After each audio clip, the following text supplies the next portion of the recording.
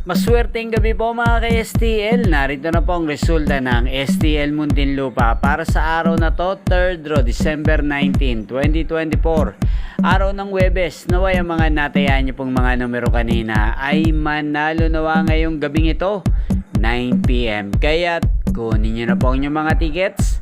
Narito na po ang resulta, ang mga numerong nanalo sa STL Muntinlupa ngayong gabing ito, December 19, 2024, 9 PM, third draw result 39 at 20 in exact order. Sa lahat po ng tumaya kanina sa STL Muntinlupa para sa third draw ng 39 at 20, congrats po sa inyo. Panalo po kayo again, 39 at 20. At ngayong gabing ito sa STL Muntinlupa, shoutout po natin si Kuya Miko. Kuya Miko ng Muntinlupa, shoutout po sa iyo, naway nasa mabuti ka pong kalagayan. At sa lahat po ng mga taga Muntinlupa dyan, shoutout po sa inyo.